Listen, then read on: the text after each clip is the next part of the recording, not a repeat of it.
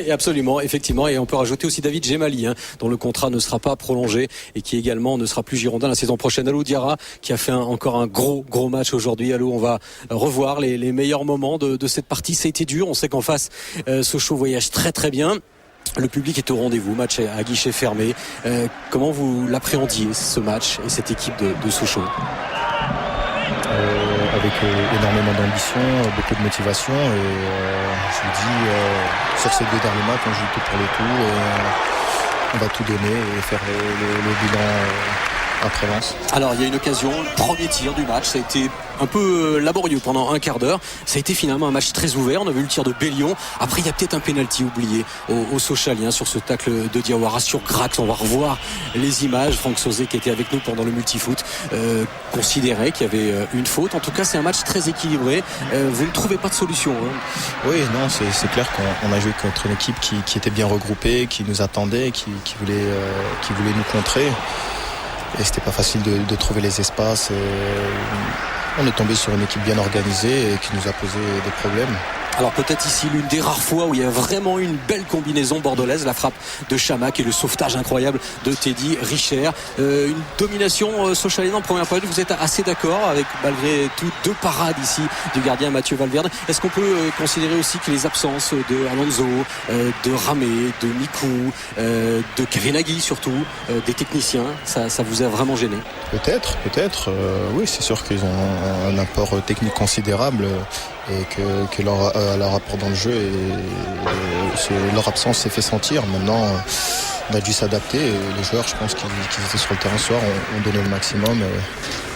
On a vu l'exclusion, on a vu l'exclusion de Jean-Louis Gasset qui finira la seconde période dans les tribunes. Et puis là, il y a eu un corner et ce cafouillage, c'est peut-être la première fois où la défense de Sochaux a du mal à se dégager.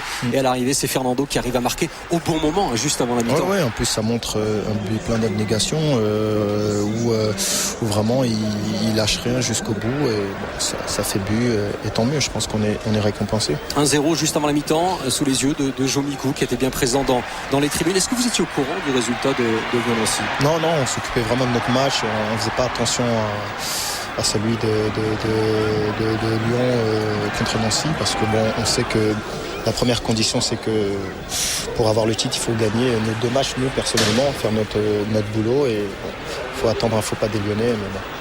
On a vu un petit numéro de Gabi Aubertan qui n'a pas été très souvent titulaire cette saison. C'est un jeune qui monte et qui là a embarqué toute la défense. Chamac qui s'est jeté. Il ne trouve toujours pas la réussite au grand désarroi de Jean-Louis Gasset. Cette seconde période, physiquement, comment vous étiez tous ensemble? Je pense qu'on voulait vraiment pousser. On l'a bien entamé. Et, moi, je vous dis, c'est des NBA logiques. Je pense qu'on a bien dominé cette seconde période et on a vraiment poussé. On a vraiment voulu faire le break. Et je vous dis, comme Marois marque, en plus pour lui c'est particulier. Ça faisait un petit moment qu'il n'avait pas marqué et on est très content pour lui parce qu'il donne beaucoup pour l'équipe. C'était son dernier but contre Monaco. Il marque son 4e but de la saison de la tête. Chamac qui a l'habitude de peser sur les défenses adverses. 2-0, on se dit que le match est plié. Il y a un peu de déconcentration en fin de rencontre ou non? Oui, on laisse pas mal d'espace, on joue tout pour le tout. Je pense qu'on veut se lâcher complètement, mais bon.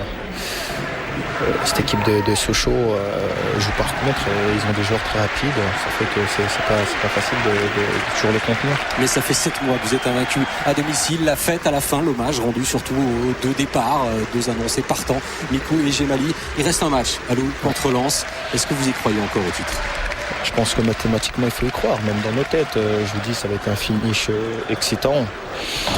On va vraiment espérer un faux pas. Quitte à enfoncer votre ancienne équipe, l'équipe de Lens? Quitte à enfoncer mon ancienne équipe et oui, c'est sûr que leur situation, je la suis à distance et elle me touche, mais je vous dis, je suis bordelais aujourd'hui à 100% et je pense qu'avec l'ambition qu'on a d'embêter Lyon jusqu'au bout, il faudra faire un résultat à Lens, même si Lens joue sa survie en Ligue 1. Ouais.